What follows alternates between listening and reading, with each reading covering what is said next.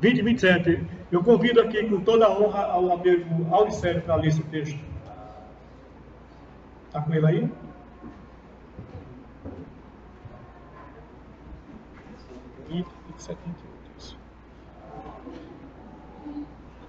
Depois disse Tomé: chega aqui o teu dedo, e vê as minhas mãos. Chega a tua mão, e mete-a no meu lado, e não mais sejas incrédulo, mas crente. Respondeu Tomé: Senhor meu e Deus meu. Leve para a Mero Stein orar com esse microfone. A irmã Mero Stein vai orar pela palavra nessa noite. Senhor Deus, em nome de Jesus, quero te pedir nessa noite que o Senhor fale conosco através dessa palavra, Senhor.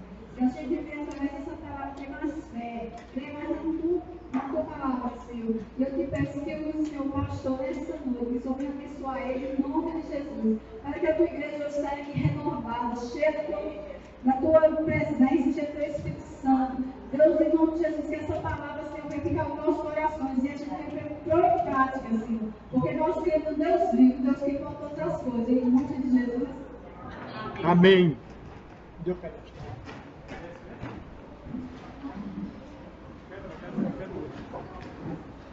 Cadê o outro? Hã? Cabe não? Eu vou usar isso. Como é que tá aqui? Amém. Fique com o texto aberto.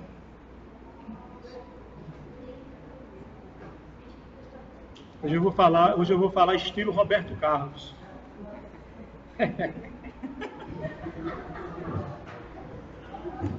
Tá seguro aqui, tá? Glória a Deus. Estou com bom humor hoje, não estou, Zé? São, né? Vocês estão me ouvindo bem aí, lá atrás? Depois bota fogo aí nesse negócio. Amém?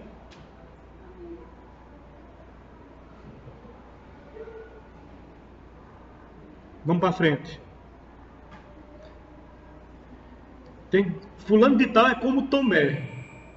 Olha a microfonia. Fulano de tal é como... Fulano de tal não, vou dizer nomes aqui mesmo. O irmão Nilson, que não veio hoje, ali é como Tomé. Não crê muito. Ou crê? Deixa eu ver a reação dele. Homem de fé, mais ou menos. Crê sim.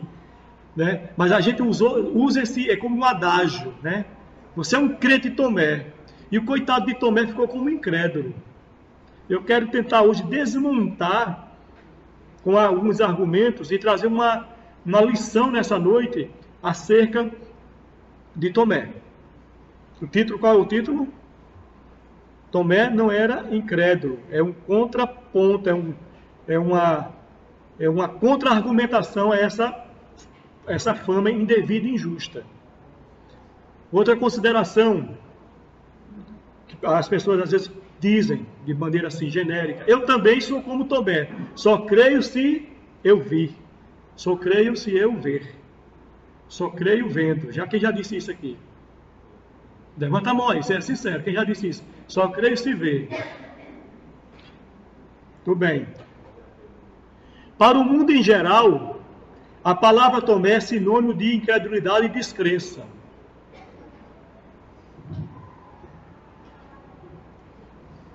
Como é esse negócio aqui?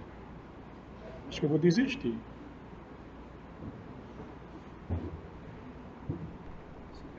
Estou querendo mais ajuste.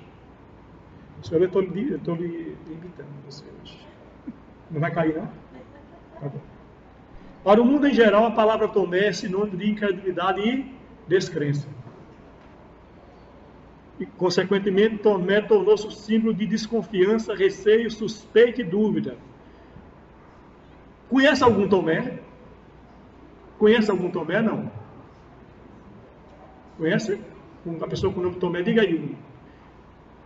Eu conheço Tomé de Souza, lá do tempo das capitanias hereditárias, lá do descobrimento do Brasil. Quem conhece Tomé aqui? Tomé. Isso é uma injustiça com Tomé. Tomé foi um homem... São Tomé. O São Tomé, o próprio, né? Só ele. Você disse que conhecia o Tomé. Diga aí. É Tomé de Souza. Estamos juntos aqui ali, então. Vamos para frente. Algumas considerações sobre Tomé, assim, introdutória. Mas quem finalmente foi Tomé? Se eu disser que ele foi apóstolo, tá certo? Muito bem, foi um discípulo de Jesus. Será que Tomé realmente foi tão ruim ou incrédulo como geralmente admitimos? Aí vem, continua a provocação. Não teve nada de bom em Tomé? Daqui a pouco a gente esquenta, vamos para frente. Eu vou trazer argumentos positivos acerca de Tomé agora. Primeiro, Tomé foi um investigador sincero. Ele fazia perguntas importantes. João 14:5. O que é que diz? Disse-lhe Tomé: Senhor, não sabemos para onde vais. Como saber o caminho? A pergunta foi: não sabemos para onde vai. Como saber o caminho? Se nós vamos para um local desconhecido, é importante saber o caminho, correto? Sim ou não? Vamos ser diretos e práticos. Estou tentando ser. Nós queremos saber o caminho. Recentemente nós fomos para Maceió, eu e minha digníssima. Procuramos o caminho.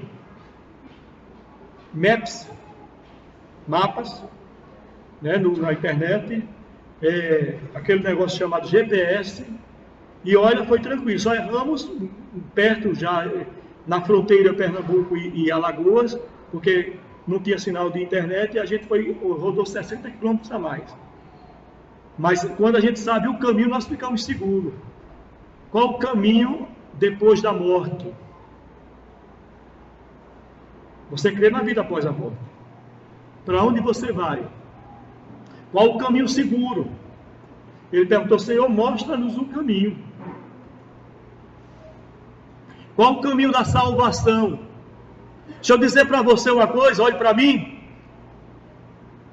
Se você está em dúvida quanto ao caminho da salvação, pergunte ao Senhor. Ele vai mostrar o caminho. Se você está em dúvida qual o caminho certo, por estar já na salvação, sabendo que a salvação é Jesus, Ele vai mostrar também. Deixa eu dizer outra. Tem muita gente em Itaporanga, eu estou falando pelo Espírito, que tem perguntado qual é o caminho. Senhor, será que os crentes estão no caminho? Será que eu tenho que ser crente para ser do caminho? Será que a igreja católica está no caminho? Será que das igrejas dos crentes, qual é a igreja que está no caminho? Ore para que essas pessoas recebam a revelação do caminho. Porque são perguntas importantes, é uma pergunta crucial. Senhor, qual é o caminho da salvação? Aliás, você pode inclusive provocar pessoas, despertar essa curiosidade, esse desejo nas pessoas de uma forma geral. É um evangelismo interessante. Peça a Deus a revelação do caminho. Do caminho, da verdade e da vida. Deus vai revelar. E fica tranquilo. Porque Deus tem interesse em mostrar o caminho. E que pergunta importante: qual é o caminho? Foi o que Jesus respondeu. João 14:6. Foi o que Jesus respondeu. Abra sua Bíblia, eu espero. João 14:6. Respondeu para Tomé.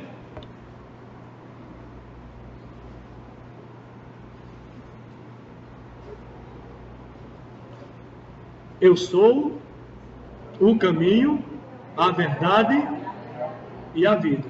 De novo. Eu sou o caminho, a verdade e a vida.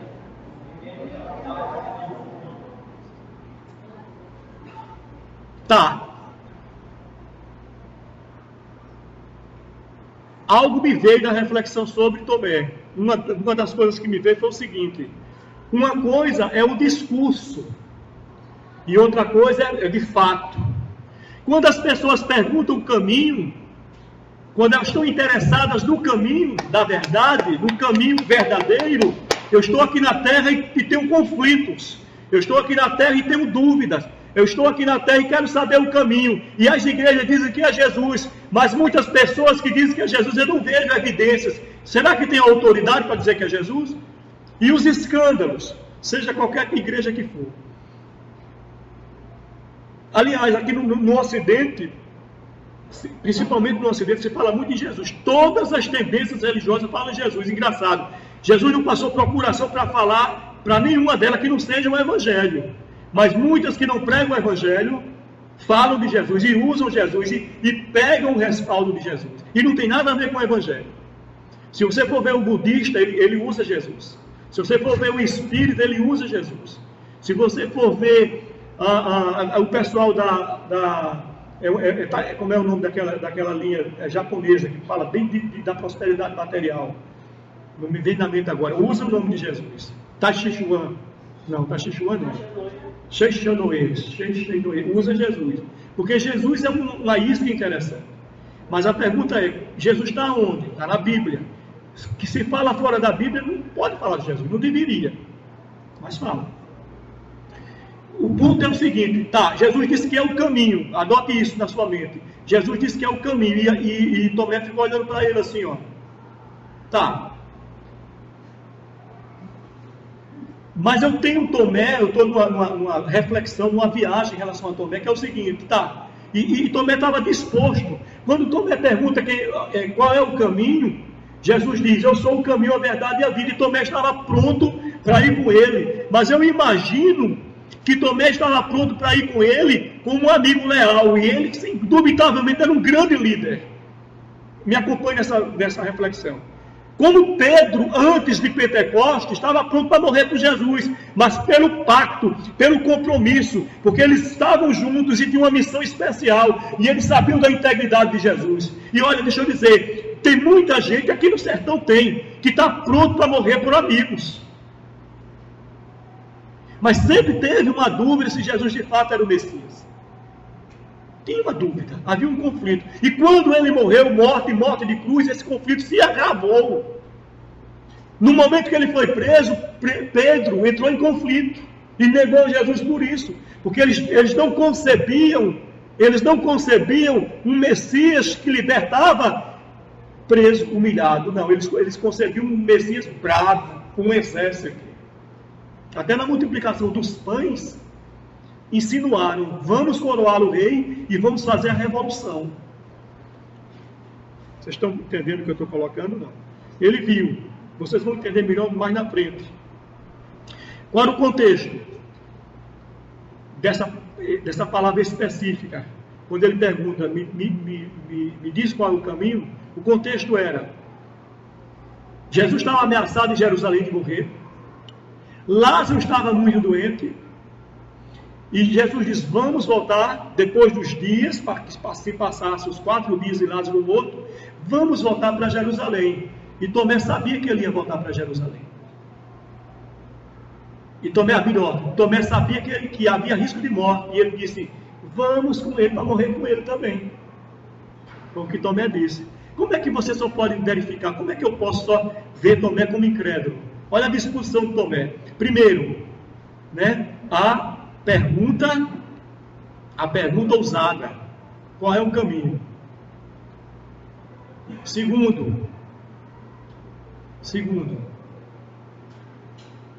eu vou morrer contigo também. Tomé era fiel. Diga amém. Tomé era disposto para servir a Jesus. Embora ele não reconhecesse a sua divindade ainda.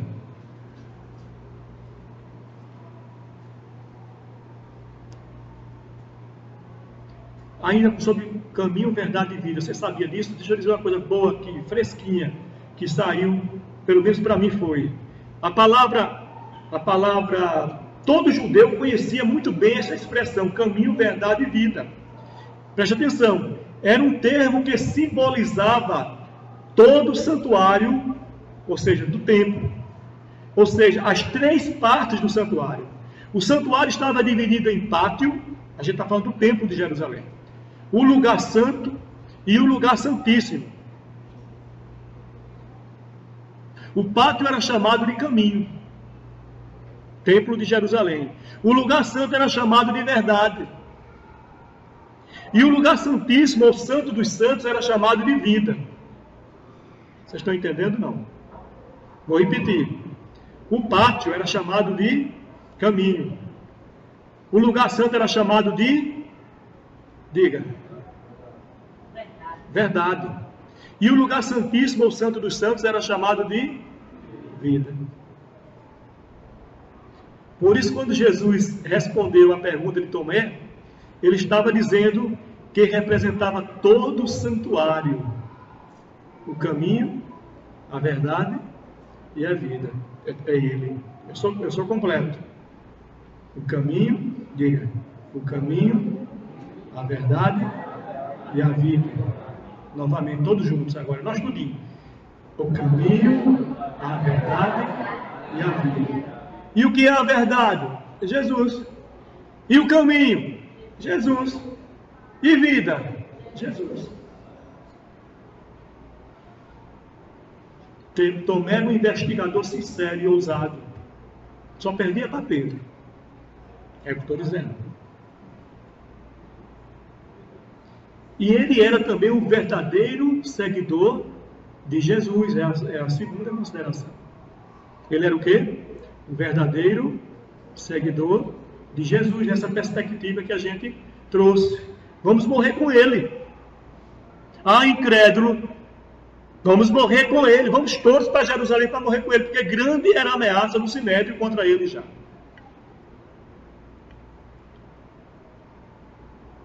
Você vai ver isso lá em João 16, a gente citou, né? João 11:16. Será que ele tinha fé? Digo que uma fé parcial, não profunda ainda. Melhor, não se trata de fé parcial ou profunda. Digo que uma fé ainda imprecisa, porque ele não conhecia Jesus na sua plenitude.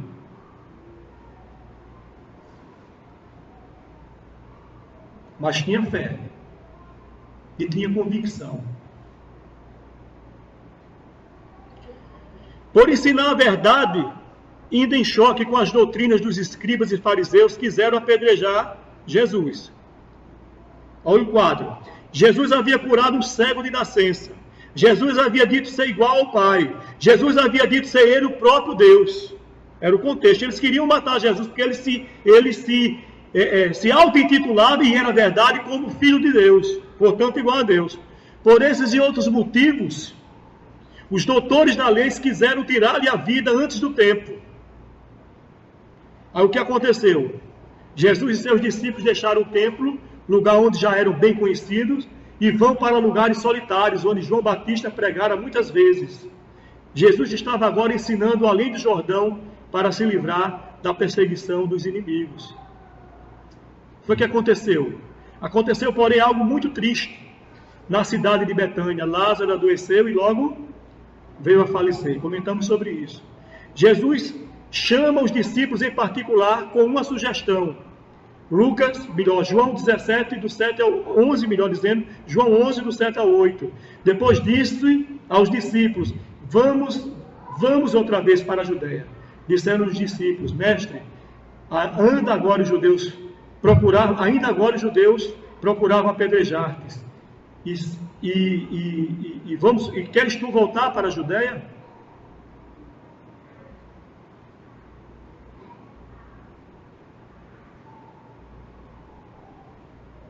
Então Tomé, chamado o Dídimo, que quer dizer gêmeo, disse aos condiscípulos, ou seja, aos seus irmãos, aos demais apóstolos, vamos também para morrer com ele. Aí desmonta, não desmonta? Convicção e fé. Vou dizer outra coisa aqui agora para você. Durante a história da igreja, milhões morreram sabendo que iriam morrer, porque tinham convicção que eram seguidores de Jesus e fiéis ao Senhor. Por que será? Eu repito? Posso repetir? Milhões, e tem muitos morrendo agora. Não é acidentalmente, porque não teve escapatória. Não estou falando destes. São cristãos, mas não tiveram escapatória. Morrendo e não negam a Jesus. O Brasil é fantástico, né? Eu tenho que falar sobre isso, para a gente lembrar de orar, viu? Brechas de oração. Lembra de orar pelos que estão sendo mártires. O pastor Antônio trouxe uma pincelada sobre isso. Porque não negam a Jesus. Se não negar, morre. Eu não nego, porque Jesus me salvou. E eu conheço Jesus. Peça não. Toque no seu irmão do lado e pergunte: você de fato, diga desse jeito, você de fato conhece Jesus? De fato.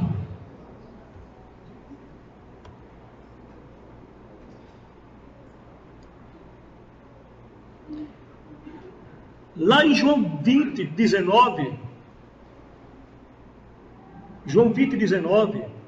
fala que os apóstolos, os discípulos, que não só tinha apóstolo, estavam com medo. E Jesus apareceu. Tomé é um corajoso. Só Tomé não estava. Por que Tomé não estava? Já parou para pensar sobre isso? Por que Tomé não estava? Porque Tomé não estava com medo. Se ele tivesse com medo, ele estava ali, encolhidinho, lá naquele local onde eles estavam. Tomé não estava com medo.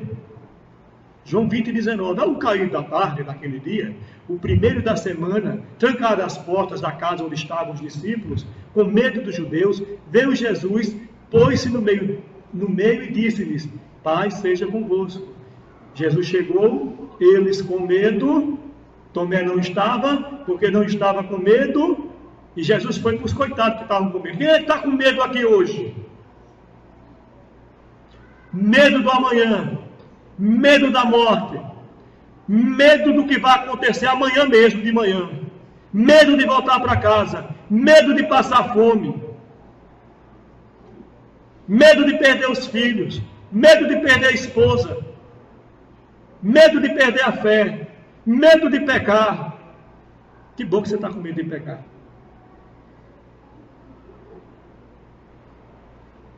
Medo dos demônios. Jesus socorreu os que estavam com medo. Tomé, coitado, perdeu, não foi? Mas não tinha medo. Estava seguro. Aí os discípulos todos viram, Judas tinha morrido, os apóstolos todos viram Jesus, mas Tomé, não viu. Eram 12, morreu um, ficaram 11 e um estava sem medo, fora. Aí viram Jesus. Aí Tomé voltou. E aí, cambada, tá tudo tranquilo, vocês são um bando de medrosos. E eu estava ali, ó. Fui para lá, fui para cá, visitei minha tia Amélia. E aí, como é que estamos? Jesus apareceu aqui para nós. Conversa. Jesus esteve aqui, rapaz. Comeu com a gente, inclusive. Ele disse assim: paz seja convosco. Não acredito. Mas nós vimos, somos 10 testemunhas. Só acredito vendo. Só acredito, diga aqui meu grupo aqui desse satélite. Só acredito. Vocês são inteligentes. Mas está tímido demais. Vamos ajudar aqui para ficar um negócio bonito?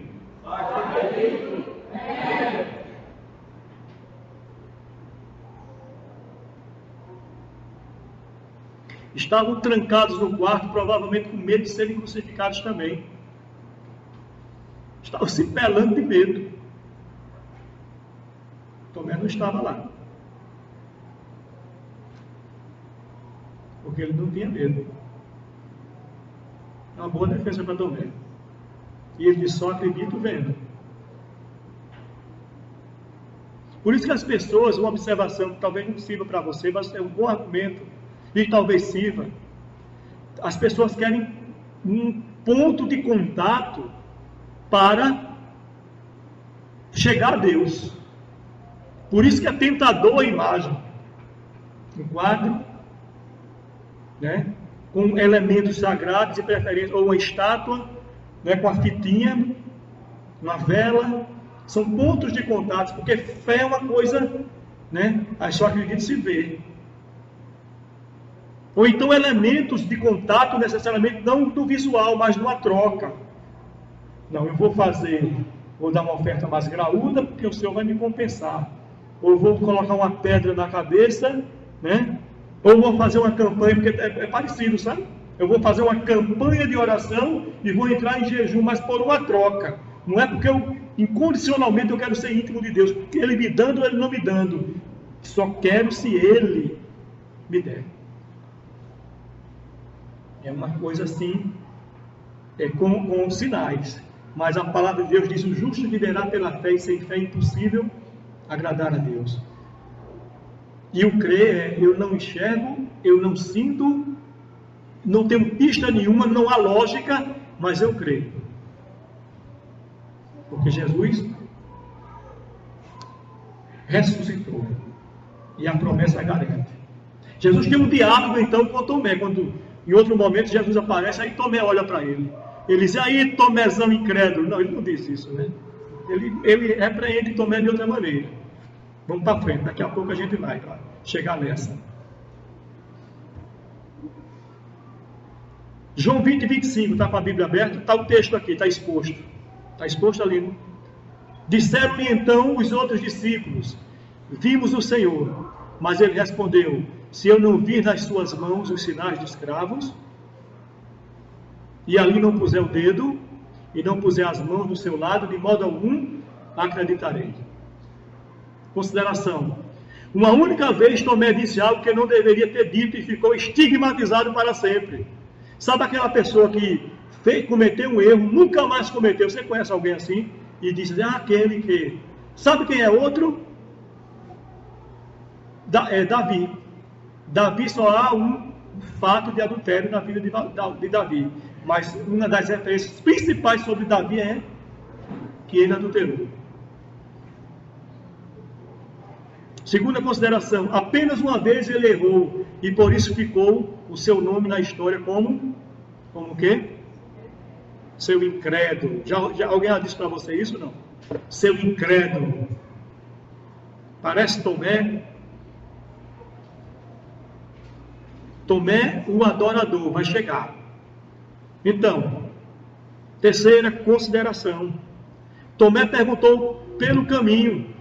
Tomé encontra-se com Jesus e logo disse a Tomé: põe aqui o dedo. Veja bem, preste atenção nisso aqui, que isso é uma coisa que me ocorreu na hora eu não estava com isso premeditado, mas na hora da construção do esboço, me ocorreu isso, por isso que eu repeti aqui. Tomé perguntou pelo caminho. Tomé perguntou por onde? Por quê? Fala isso, o caminho. Diga comigo, qual é o caminho? Ele perguntou pelo caminho. Tomé encontra-se com Jesus. Se Tomé soubesse qual era o caminho de fato, apesar da palavra de Jesus, ele não teria dito, olha o meu argumento, ele não teria dito assim: só creio se tocar. Eu não acredito, apesar de 10 testemunhas. Apesar de Jesus, o próprio ter dito: eu sou o caminho, a verdade e a vida. Mas ele disse: eu só creio se tocar. Tomé perguntou pelo caminho. Tomé encontra-se com Jesus. E logo disse a Tomé, João 20, 27, põe aqui o dedo, vê as minhas mãos, chega também a mão e põe no meu lado. Não seja incrédulo, mas crente. Não seja incrédulo, mas crente. Eu não sou incrédulo, eu sou crente. Eu não sou incrédulo, eu sou crente. Amém? Você é o quê?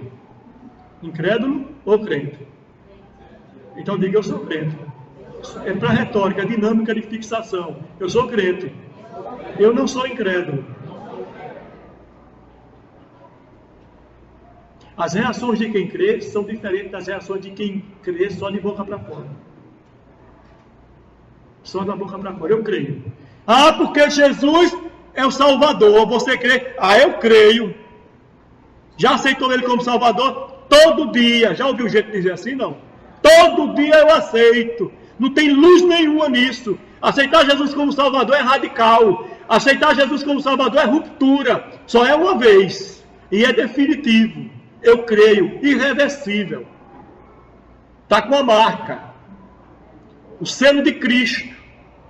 Pode até voltar às práticas do passado. Mas volta marcado. Aconteceu. Foi ferroado. Está transformado. A carne não está. Aconteceu. Você é nova criatura. Para onde é que você vai? O mundo lhe rejeita. E o diabo diz assim: o que é que a gente vai fazer com ele, com ela? Olha lá a marca de Jesus. Porque o crer de fato funciona. Ele cria, mas não cria. Aí Jesus diz: toca em mim. Eu te amo, vice Tomé. Por isso que eu estou aqui, de novo, assim. Toca em mim, porque eu tenho uma obra na tua vida. Eu me revelando, mas eu me deixando achar. Eu estou me deixando achar para tu. Tu não presta não, mas eu estou me deixando achar para tu. Tu não vale um pique-ponte, mas eu estou me deixando achar para ti, porque eu te amo e tenho uma obra na tua vida. E vou te encher do meu espírito. Diga amém. Diga, me encha. Aí Jesus se deixou achar. Tu está entendendo não? Jesus foi lá assim, ó, perto dele. Disse: olha eu aqui para tu. Eu tenho uma obra na tua vida. E Jesus se revela. Louvado seja o nome do Senhor. Ele se deixa achar. Deixa eu insistir nisso. Ele se deixa achar. E tu vai fugindo ainda, é? Ele se deixa achar. E tu continuas com desculpas ainda, é? Para fugir dele, é? Ele se deixa achar. E tu ainda está resistindo a ele, é? Ele se deixa achar e te chama. Tem uma obra na tua vida. E essa palavra vale para criança. Essa palavra vale para você que passou dos 40. E essa palavra vale para você que é bonzinho. Mas diz para o Senhor assim: mas me deixa quieto. Porque eu não tenho estrutura para a obra. Porque eu sou pecador. Ele está dizendo para você: eu me deixo achar. E estou me revelando para você porque eu tenho uma obra na sua vida. Seu Tomé. Aí pronto, ele pega o negativo do Tomé, né? Mas a gente está falando do Tomé positivo. Olha, João 20, 28 foi o que foi lido também. Tomé reconhece quem é o caminho de fato, de verdade. Aí Tomé responde. Como é que Tomé responde? Senhor meu, fale.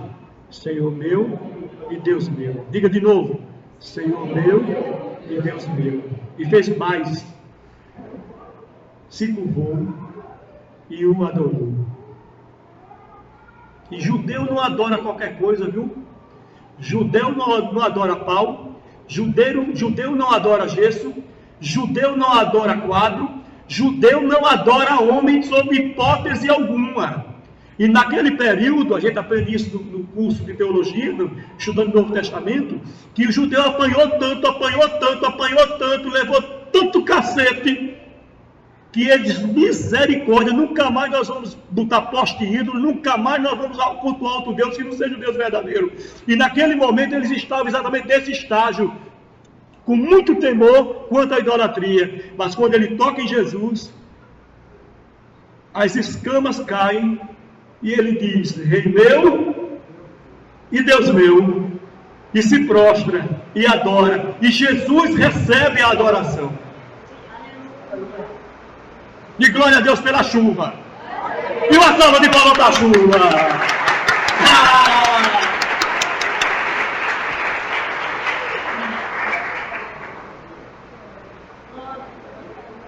O incrível, mesmo com essa, digamos assim, essa grande dificuldade de um judeu adorar um ser humano, é Jesus ter aceitado a adoração. Olhe para mim. Jesus ter aceitado a adoração. Só Deus aceitava a adoração. Ou então Jesus era um farsante. Não, ele não era um farsante, nem era um vigarista, nem era um mentiroso. Ele era o Filho de Deus e podia ser adorado, porque ele é a segunda pessoa da Trindade, e ele recebeu a adoração. Diga amém. Diga: Jesus é adorável. Amém? Não é idolatria adorar Jesus. É o Deus que se tornou gente. É Deus que se tornou gente. Aleluia. E ele adorou. Aí sim, ele entendeu. O caminho é Jesus. Aí sim ele entendeu. O caminho é Jesus. Ele entendeu que o caminho é Jesus. O reino de Deus, já disse isso aqui, vou dizer de novo, é palavra de Deus. O reino de Deus é como um grande comerciante de pérolas. Ele vai caminhando e chega num local que vende pérola. Bendito seja o nome do Senhor. Bendito seja o nome do Senhor. E ele vê a pérola. Ele vê a pérola do P maiúsculo. Platão dizia o seguinte: olha, tem a cadeira, e tem vários tipos de cadeiras da terra, mas a cadeira perfeita está no mundo das ideias. Ele viu a pérola perfeita, e ele entendia de pérola. Quando ele viu a pérola perfeita, a pérola mais que perfeita, bonita, não tinha nada mais precioso, ele voltou, vendeu tudo que tinha, todas as pérolas, todos os prédios, todas as riquezas, todos os seus bens, porque ele sabia que valia mais. Quando a gente sabe de fato, escute isso, que Jesus é o caminho verdadeiro, a gente abre mão de tudo por causa de Jesus, se preciso for, porque ele é fascinante, ele é espetacular, ele é perfeito, ele é grande, e nós queremos o privilégio, bendito seja o nome do Senhor, de servi-lo. É privilégio, e não é para qualquer um, é para você, se você conhece de fato que ele é o caminho. Tomé, deixa eu insistir, Tomé conhecia parcialmente, ele deve ser o caminho, mas quando ele o viu ressuscitado, e o Senhor revelou-se para ele, ele disse: Rei meu e Deus meu, chegou. Quem conhece Jesus renuncia. Você conhece parcialmente. Quem conhece Jesus vê Jesus como mais precioso do que a mãe, do que o pai, do que o marido, do que a esposa, do que os filhos. O problema é que você não conhece. Você conhece assim, mais ou menos. Quem conhece Jesus não peca. E se peca, pula fora. Tem medo de pecar. Quem conhece Jesus não escarnece. Quem conhece Jesus dá testemunho. Quem conhece Jesus é disposto para a obra. Quem conhece Jesus é vibrante com Jesus. Quem conhece Jesus prega o Evangelho. Quem conhece Jesus é cheio do Espírito Santo. Não se conforma com o pecado. Quer servi-lo. Aí Tomé, em Pentecostes, recebeu o Espírito Santo. Nós precisamos da ajuda do Espírito Santo.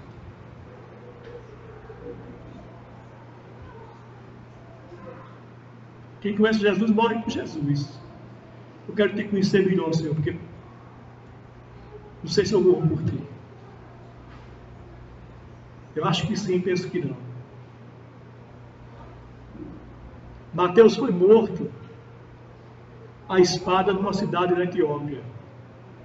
Mateus. Marcos foi arrastado pelas ruas de Alexandria, no Egito, até morrer por cavalos.